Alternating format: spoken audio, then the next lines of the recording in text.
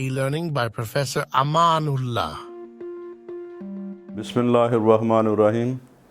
अज़ीज़ तालिब इल्मों, आज का टॉपिक जो है ये चार्ल्स लॉ है। तो चार्ल्स लॉ वाज जो है प्रपोज्ड बाय जैक्यूज चार्ल्स इन 1780। तो ये क्या है? It is a relationship between volume and temperature. तो इसकी डेफिनेशन क्या है? तो डेफिनेशन या स्टेटमेंट क्या है? The volume of a given mass of gas is directly proportional to the absolute temperature at constant pressure.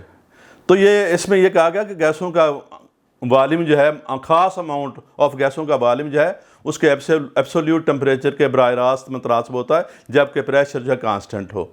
तो हम इसको क्या मैथमेटिकली कैसे क्या रिप्रेजेंट कर सकते हैं? तो मैथमेटिकली रिप्रेजेंट करने के लिए V for volume of given mass of gas, T for temperature. तो इस तरह से volume of given mass of gas is directly proportional to the absolute temperature when pressure is kept constant. तो इस जो है प्रोपोर्शनैलिटी को मैं ख़त्म करने के लिए प्रोपोर्शनैलिटी कांस्टेंट लगा रहा हूं। तो जब मैंने कांस्टेंट लगाया तो V is equal to KT। तो K इज प्रोपोर्शनैलिटी कांस्टेंट। तो फिर मैंने इसको रीअरेंज किया। अब मैं रीअरेंज करा रहा हूं, तो मैं टेम्परेचर को उठाकर जो है वॉल्यूम के नीचे ला रहा हूं। V/T is equal to K। तो इस तरह से क्या है, ये वॉल्यूम और क्या है टेम्परेचर के दरमियान एक रेशो निकल आई। तो इसको क्या है K के बराबर है। तो वॉल्यूम को हम cm³ में लेते हैं और टेम्परेचर को हम केल्विन में लेते हैं। तो इस तरह से क्या है, यूनिट इसके हुए क्यूबिक सेंटीमीटर पर केल्विन। इस तरह से क्या है, क्यूबिक सेंटीमीटर क्या होता है? Volume occupied by a cube whose each length is 1 cm।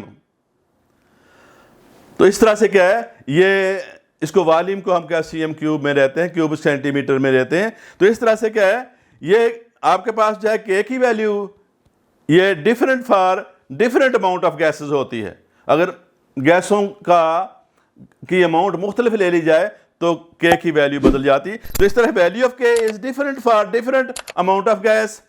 तो इस तरह से सेकंड ये है कि value of K also depends upon the temperature maintained. कितना टेम्परेचर आप मेंटेन करते हैं, तो इस तरह से ऊपर डिपेंड करती है। अब है कंडीशन, कौन सी कंडीशंस हैं जो क्या जरूरी हैं चार्ल्स लॉ के लिए? नंबर 1, ये pressure should be constant, pressure constant होना चाहिए। Second, number of mole should be constant, number of mole should be fixed. Number 3, gas should be क्या आइडियल, गैसों का आइडियल होना जरूरी है।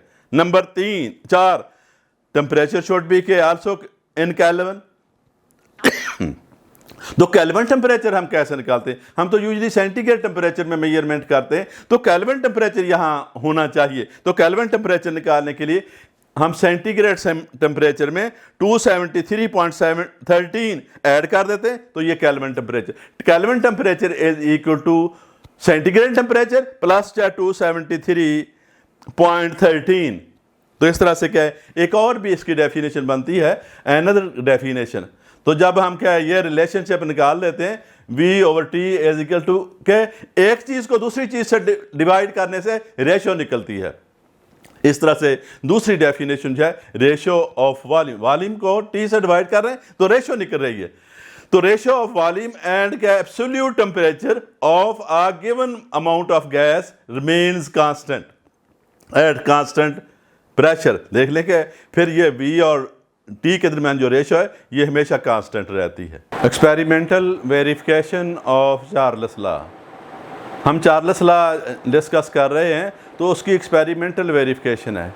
तो इसके लिए हम क्या है, एक गैस जो है एक जो है सिलेंड्रिकल कंटेनर के अंदर जो है बंद की हुई, जिसमें मूवेबल पिस्टन लगा हुआ है। से इसका वॉल्यूम V1 है और टेम्परेचर T1 है। तो volume before heating a diagram से रिप्रेजेंटेड है। तो हमारे पास जो वॉल्यूम V1 था, टेम्परेचर T1 था। जब हम क्या है चार्ल्स लॉ अप्लाई करते हैं तो V1 और T1 के दरमियान रेशो जो होती है वो कांस्टेंट क्वांटिटी आती है। जब हम क्या है इसी गैस को हीट अप करते हैं तो मैं वॉल्यूम आफ्टर जब हीटिंग निकालने वाला हूं, तो मैंने क्या है उसी वॉल्यूम को हीट करना शुरू कर दिया, तो गैसें जो हैं एक दूसरे से टकराना शुरू कर दी, तो वॉल्यूम बढ़ना शुरू हो गया। तो इस तरह से वॉल्यूम बढ़ गया, तो क्या पिस्टन अपवर्ड मूव कर गया। तो इस तरह से क्या है ये गैसों का वॉल्यूम बढ़ गया। तो अब मैं क्या फिर V और T के दरमियान रिलेशनशिप निकालता हूँ, तो V2/T2 बराबर K के फिर आया।